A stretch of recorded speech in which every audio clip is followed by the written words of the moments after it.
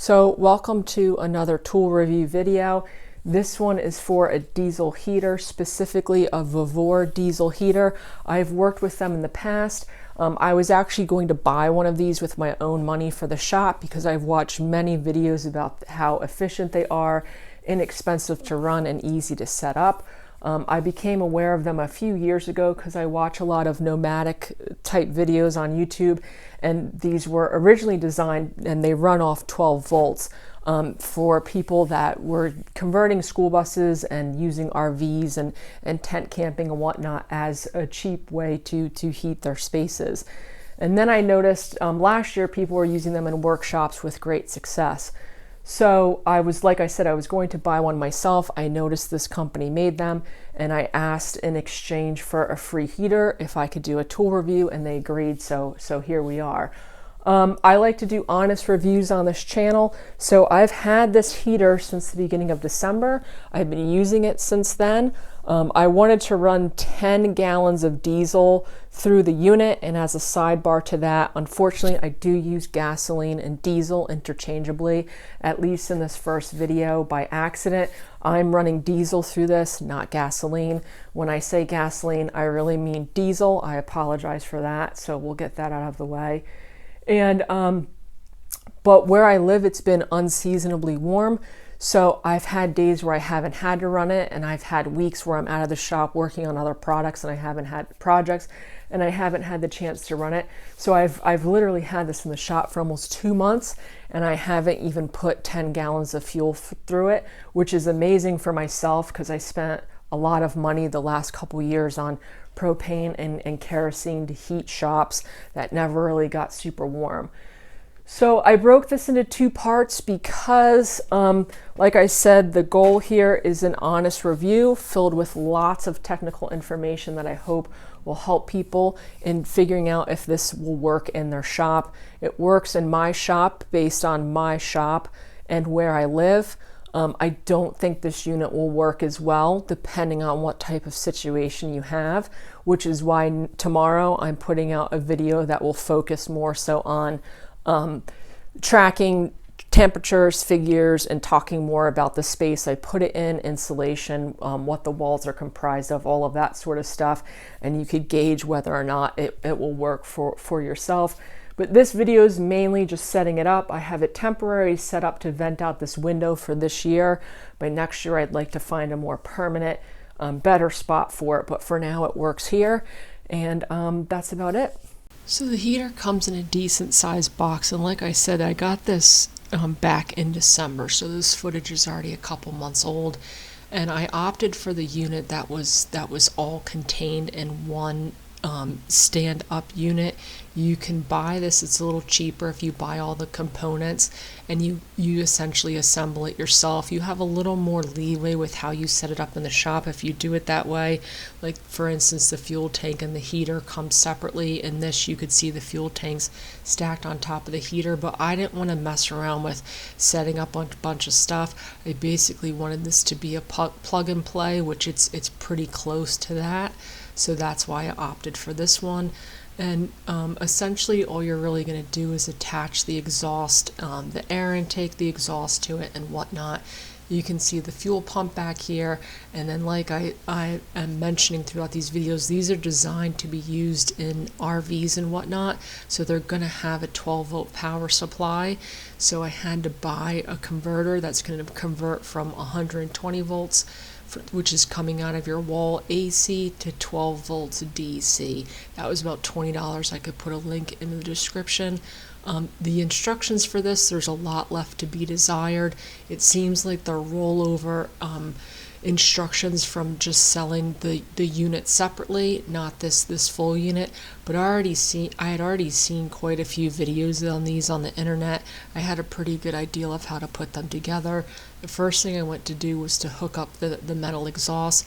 There were some barbs on the outside of the rim, so I had to sand it down in order to get it to fit over the valve that it goes on top of, and then I could just tighten that.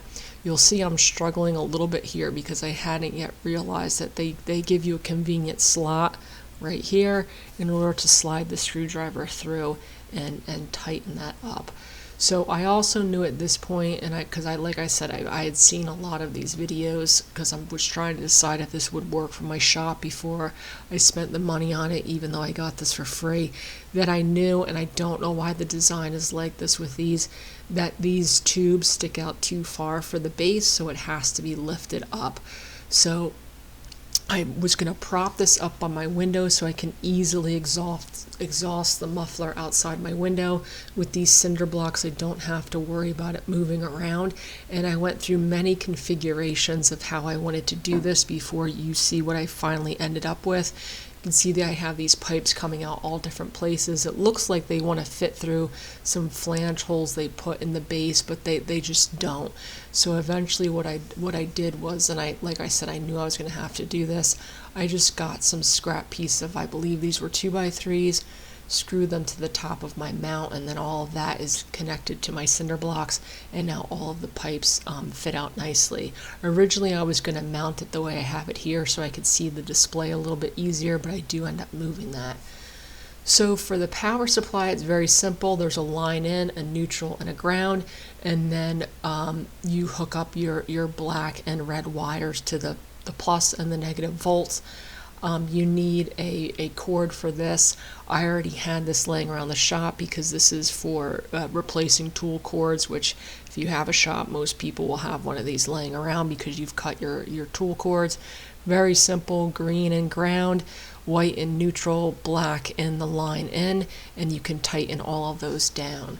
So I've seen people use batteries, like older car batteries or lawnmower batteries, to power these. I read online a guy who used an old Xbox transformer. You just need to make sure it's 12 volts and the correct amperage in order to run it, or the unit won't work.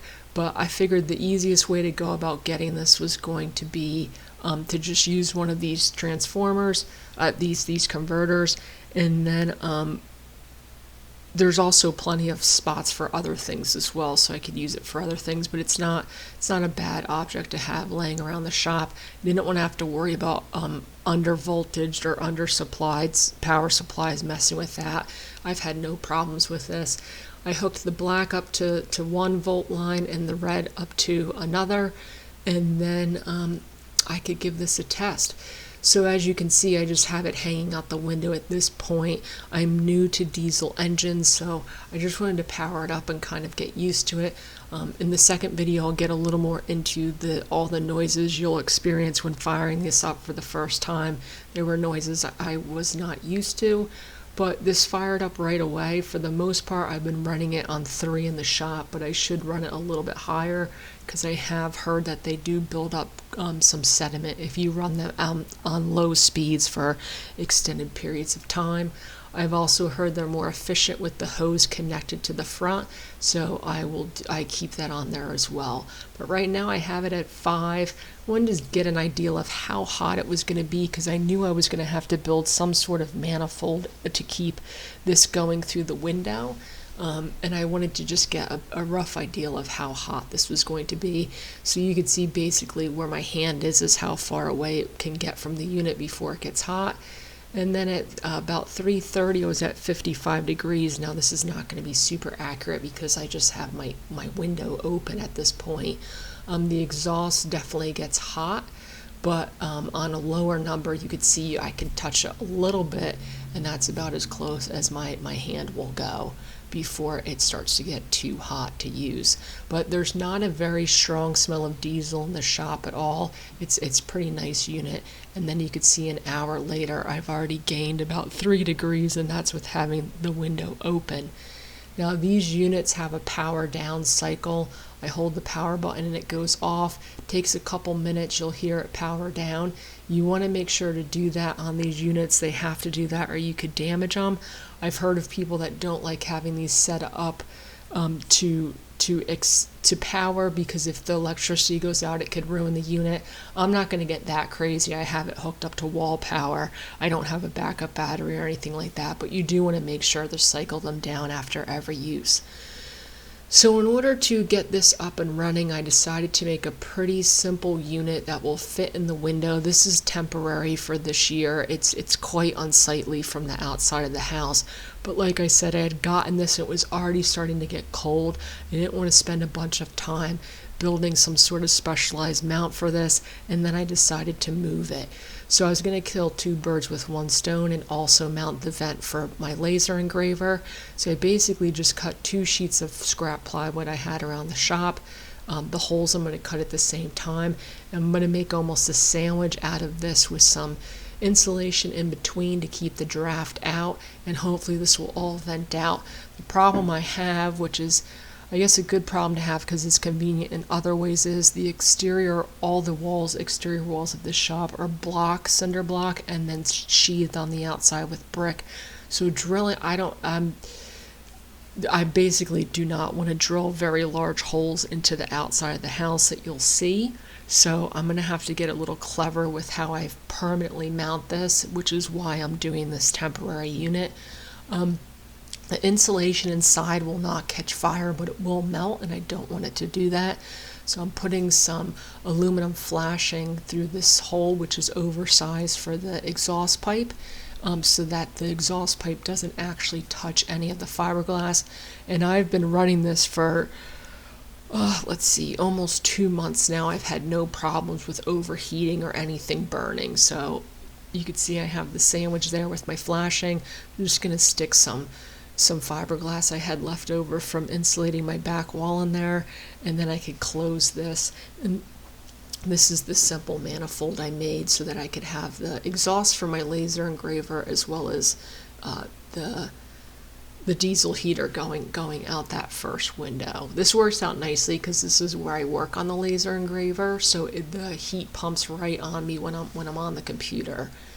And then that is how it's going to fit in the window. And then I could close the window on this, and the whole point of this was to get both of these not only vented out the window, but not to allow cold air coming in. And then I could take this heater and finally set it into place, make sure I have that exhaust pipe going outside, and you want to point that muffler towards the ground because you don't want it to build up condensation in it and back up into the unit so it's gradually down. I've seen in other videos people don't like how these lines are so close to these rough edges, so I did add some tape in there to kind of cover that so I don't have any issues with that. And that's basically how I have that sticking out and down. And like I said, you could see it's not very sightly. I have a carbon monoxide meter and a fire extinguisher close by, not only for this but for also the laser engravers. This air filter on the end of this pipe, people have mixed feelings about them. I put that on there anyway because they gave it to me. And then this is the extension pipe for the front. Now I have read if you extend this extension pipe for the front and the muffler, it wrecks with the efficiency of the unit, because I did think of doing that. This is all stuff I've read online, so who knows if it's true, but I have read that the size pipes they give you are for a reason, and you don't want to make them much longer. And then the first firing it up, you could see the temperature I started at. We're going to go with 3 for the time being. And in the second video, I'm going to track the temperatures of this much more closely than in this one. This was basically just showing you how I got it set up.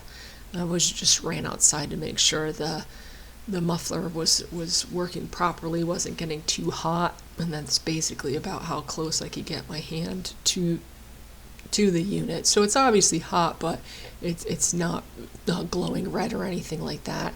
And same thing with the inside unit. It takes a couple minutes for this to all heat up and start cycling out really warm air, but once it does, it will pump this stuff continuously. Most days I was running this for about 8 hours without stopping. And I've had no problems with it whatsoever, no problems with the unit. This was the only time I had a problem. I got an error 8. I had to go online to figure it out. It was basically because I'd only put a little bit of gas in it first. So you can see it's below where it needs to be to pump. So in order to fix that, because I wanted to get accurate readings on how much gas this goes through, so I wanted a dried tank, I only put a little bit in there to test it. All I did was I took a piece of plywood and I propped it up so that I could get the last little bit of gas out of the bottom for the trial test that was today. So then Tuesday, what does that say, 3 o'clock? and it's up to almost 60 degrees. So I was pretty happy with those results. The next day I came in, the shop was about 48. This shop holds heat much better than my last shop. I filled up the tank completely. I run this with the cover on it. I just take it off for the video. And running this on 3, which is the mid-range power, uses about 1/3 of a tank a day. So that's what I'm showing here. I ran this for 8 hours and it used up about a third of a tank. I'm not closely tracking the gasoline consumption because I am just happy with how it's performing compared to how much I've spent on other units before. The second day I ran it on 6 all day long. You could see that's how much gasoline I use, a diesel. So it uses about 1/3 of a tank on 3 and about 1/2 of a tank on 6 are the numbers I came up with running it for 8 hours a day. And then when I was running it on 3, the shop started out at 48 and it went up to about 60 degrees, so I was plus 12 degrees on the day. And then on the day that I was running it at 6, the shop started out on 48 and I actually ended at a little over 62 degrees, so I was plus 14 for the day. In the beginning, the temperature rises about 4 degrees an hour and then it kind of plateaus off but steadily rises throughout the entire day.